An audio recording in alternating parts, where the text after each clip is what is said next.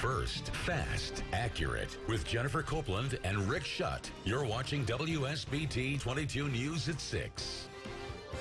There have been about 100 calls this year where South Bend police officers were dispatched to an apparent overdose. And until today, those officers have had to wait for medics to administer Narcan. It's a drug that helps reverse the effects of an overdose. WSBT 22's Zach Crenshaw is here. And Zach, the department has been looking into Narcan for a while now. Yeah, one chief told me it's been more than a year in the making, Jennifer. Today, many of South Bend's roughly 250 police officers were trained to use Narcan.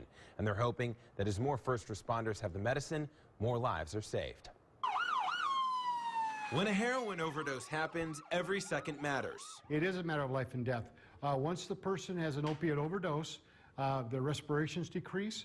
They become hypoxic because of lack of oxygen. In the past, paramedics were the only ones that could administer Narcan, which occasionally added precious seconds of wait time. A lot of times we are the actual first responders to a lot of the medical incidents. They're out in the city, so they're much closer to individuals. Today, that all changed as South Bend police officers were trained and equipped on how to use Narcan. Simply, it just reduces the effects of the heroin itself. It snaps somebody out of whatever they're into, whether it's a cardiac arrest, not breathing at all. All of South Bend's roughly 250 officers are being trained.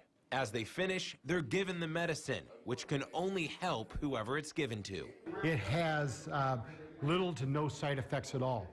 If the person has not taken an opiate and we give it to them, there is no harm to the patient at all. Narcan has been in high demand across the country, and it isn't cheap. It is very expensive. Initially, when it started, it wasn't as expensive, but how do you put a price on a human life? I don't think you can. As officers add the nasal spray to their arsenal, they're hoping it gives them one more tool to help save a life. This Narcan just gives us an opportunity to start the process to help save a life.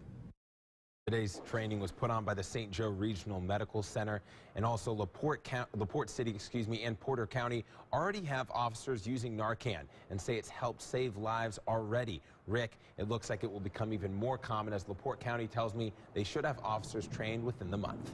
Zach, thank you.